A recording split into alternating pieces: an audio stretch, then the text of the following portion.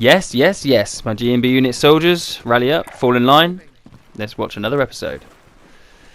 This is a duos game with JC, and as you can see, the fifth circle is going to start to close in shortly, and we're finding a safe place to hold out within the zone.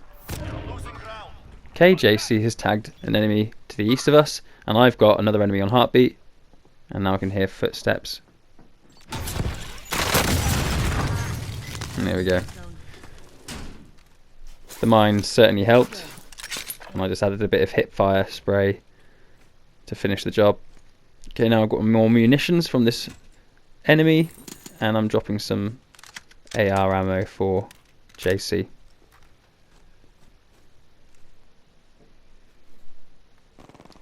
Now we're just going to maintain our position here as we have cover while the fifth circle starts to close in. Keeping an eye on the heartbeat sensor and listening out for any audio cues that might indicate there are enemies in the area, such as footsteps or gunfire.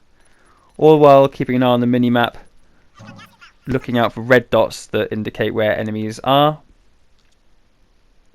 And I'm going to tag a point on the map on the edge of the zone. This is something I like to do. It just shows how many meters we need to cover before we get safe in the safe zone.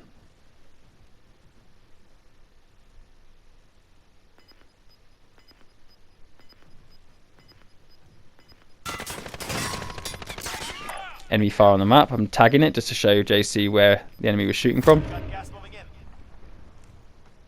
I can hear footsteps.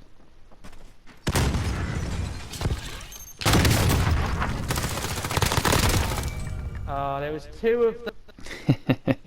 Yes, there was. He was likely using a heartbeat sensor. Can only see one of us on heartbeat because I'm using Ghost, and that's why he pushed.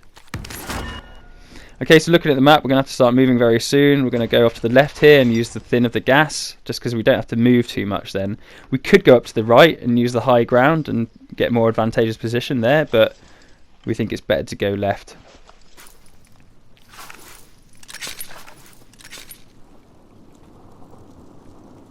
Okay, here's the gas.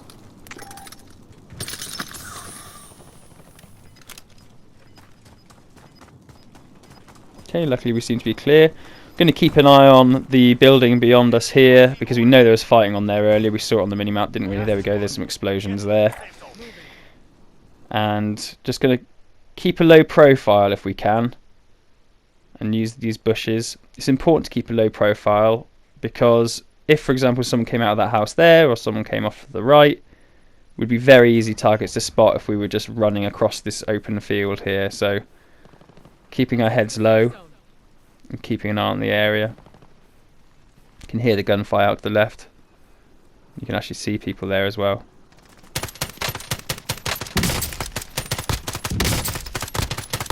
One down, one out.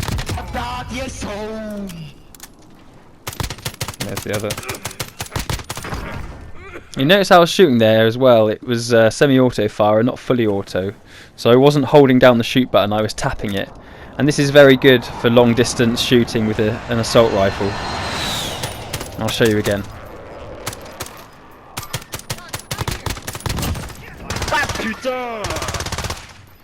Okay, so we're 2v2. The zone is going to move. And JC has spotted the final two teams, marked them on blue.